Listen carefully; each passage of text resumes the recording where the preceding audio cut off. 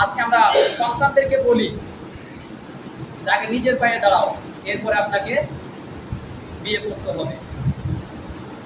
একটা কথা মনে রাখবেন, হাদিস আপনাদেরকে জানতে হবে। নবী করিম সাল্লাল্লাহু আলাইহি ওয়াসাল্লাম বলেছেন, একটা সন্তান উপযুক্ত বয়সে দাঁড়ানোর পরে যদি কোনো অভিভাবক বিবাহ না করায় সন্তানদেরকে, তাহলে যত গুনাহ করবে তার পার্সেন্টেজ আপনার আমলনামায় চলে যাবে।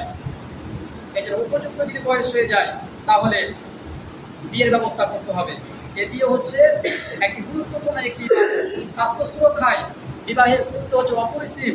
কারণ বিবাহের মধ্যে নানাবিধ উপকারিতা রয়েছে। 1 নম্বর, যারা বিবাহিত এরা দীর্ঘ জীবন লাভ করতে পারে। গবেষণা দেখা গেছে যারা বিবাহিত আর যারা অবিবাহিত, বিবাহিত যতদিন বাঁচে তার চাইতে অবিবাহিত যারা কম দিন বাঁচে। 1 নম্বর উপকারিতা। 2 নম্বর, হৃদরোগ, হার্ট অ্যাটাক এবং স্ট্রোকের ঝুঁকি অনেকাংশে কমে যায় যারা বিবাহিত, এটা গবেষণা দেখা গেছে। 3 নম্বর, বিবাহের মাধ্যমে আপনার চরিত্রের হেফাজত হয়, চরিত্রের হেফাজত হয়। 4 নম্বর, বিবাহের মাধ্যমে একজন মানুষ মানসিক শান্তি খুঁজে পায়। 5 নম্বর, রিজিক বৃদ্ধি পায়। নবী করিম সাল্লাল্লাহু আলাইহি ওয়াসাল্লাম বলেছেন, তোমরা রিজিকের ভয় না করে বিবাহ করো, কারণ রিজিক আল্লাহ রাব্বুল আলামিন নিজ হাতে তোমার রিজিক বাড়িয়ে দিবে। এই জন্য এই কাজটাকে আমাদেরকে সহজ করে দিতে হবে। 6 নম্বর,